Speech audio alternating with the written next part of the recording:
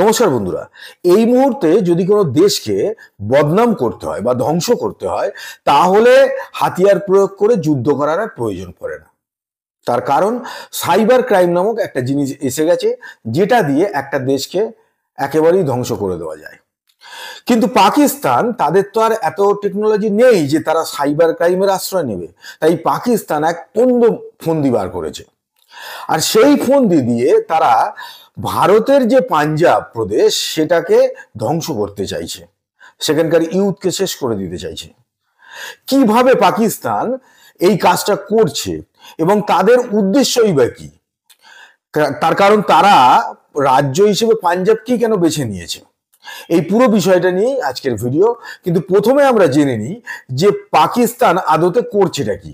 ভারতের সঙ্গে পাকিস্তানের বর্ডার আছে 3323 কিলোমিটার, আর এই পুরো এরিয়াটা 4টে রাজ্যের মধ্যে দিয়ে যায়: জম্মু অ্যান্ড কাশ্মীর, পাঞ্জাব, রাজস্থান এবং গুজরাট। এবারে এই যে পুরো এরিয়াটা রয়েছে, এখানে কিন্তু মাত্র 2064 কিলোমিটার ফেন্সিং আছে, বাকি জায়গাগুলো ফেন্সিং নেই। তার কারণ হচ্ছে এই পোর্শনটায় মাউন্টেন আছে, জঙ্গল আছে, নদী আছে, যেখানে ফেন্সিং দেওয়া সম্ভব নয়। এছাড়াও পাঞ্জাবের সঙ্গেই শুধুমাত্র বর্ডার আছে 425 কিলোমিটারের। এবারে পাকিস্তান জম্মু অ্যান্ড কাশ্মীর নয়, ধরে নেওয়া গেল যে সেখানে অনেক টাইট সিকিউরিটি হয়ে গেছে, কিন্তু আরো 3টে রাজ্য আছে: রাজস্থান, পাঞ্জাব এবং গুজরাট। রাজস্থান এবং গুজরাটকে ছেড়ে পাকিস্তান পাঞ্জাবকেই কেন বেছে নিয়েছে?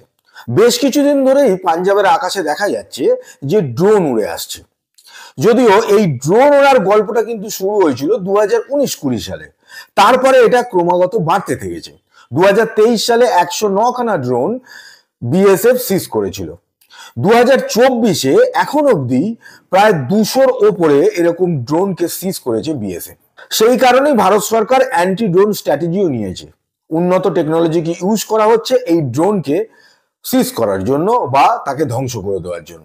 উন্নত টেকনোলজি ইউজ করা হচ্ছে এটাকে রোখার জন্য। এই মাসেই 1 নভেম্বর এরকমই অমৃতসর থেকে 527 গ্রাম ওজনের ড্রাগস মেরামত হয়েছে এরকম একটি ড্রোনকে সিজ করে।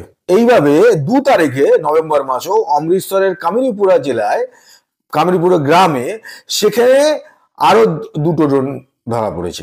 এছাড়াও 9 তারিখে 4টি ড্রোন ধরা পড়েছে, এবং এই সমস্ত ড্রোনগুলোর থেকে পাঞ্জাবের ফিরোজপুরেও একটা ড্রোন ধরা পড়েছে, যেখান থেকে কিন্তু পিস্তল এবং ড্রাগস পাওয়া গেছে। এইভাবে প্রত্যেকটা জায়গা থেকেই যে ড্রোনগুলোকে সিজ করা হচ্ছে, সেখানে দেখা যাচ্ছে তার সঙ্গে ড্রাগস আছে, নয় কোকেন আছে, না হলে পরে আরডিএক্স আছে, পিস্তল আছে। ফলে পাকিস্তান এখন থ্রু ড্রোন পাঞ্জাবে একটা গন্ডগোল বাঁধাতে চাইছে। সেখানকার যে ইউথ রয়েছে তাদেরকে নেশায় বুঁদ করে দিতে চাইছে, যেভাবে ওদের অবস্থা রয়েছে।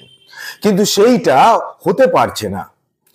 আগে কি করতো, যে যখন ফেন্সিং এর ব্যবস্থা অতটা ছিল না, কিন্তু মোটামুটি ভাবে দেখাশোনা হতো, তখনও কিন্তু মাটির তলা দিয়ে পাইপ কেটে সুড়ঙ্গ তৈরি করে সেখান থেকে এই চোরাচালান হতো। দুদিকেরই সিন্ডিকেট আছে এই ড্রাগসের ব্যবসার জন্য। এছাড়াও ফেন্সিং টোপকেও চলে যেত, ততটা শক্ত বা সিকিউরিটি তখন ছিল না, কিন্তু এখন সেটাও সিকিউরিটি হয়ে গেছে। ফলে থ্রু ড্রোন তারা এই ড্রাগস কোকেনকে পুরো পাঞ্জাবে ঢুকিয়ে দিতে চাইছে। এখন অব্দি এর সঙ্গে কত অর্থনীতি জড়িত আছে সেটা শুনলে অবাক হয়ে যাবেন।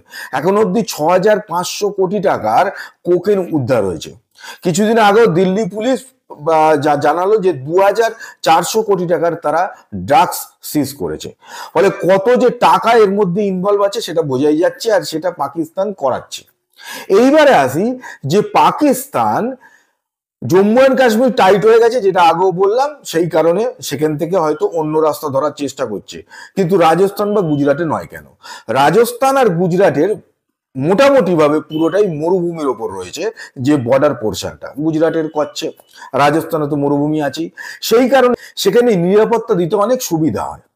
কিন্তু পাঞ্জাবে যেহেতু অতটা মরুভূমি নেই, সেই কারণেই পাঞ্জাবকে বেছে নেওয়া হচ্ছে। যে তুলনামূলকভাবে 3টের মধ্যে পাঞ্জাব অনেক সোজা, যেখান দিয়ে এই পারাপারটা করা যায়, আর ওই পথ দিয়ে কিন্তু ড্রাগসটা ঢোকে। এইবারে এর ছাড়াও কিন্তু পাকিস্তানের আর একটা উদ্দেশ্য আছে, আর সেই উদ্দেশ্য হলো খালিস্তান পন্থীদের সাপোর্ট করা। তাদের জন্য অস্ত্র সরবরাহ করা। কারণ যেহেতু সিকিউরিটি প্রচন্ডভাবে অ্যালার্টের মধ্যে আছে, সেই কারণে এরা কিন্তু অস্ত্র পাচ্ছে না। এরা অস্ত্র পেলে কিন্তু এরা আবার ঝামেলা করতে পারে।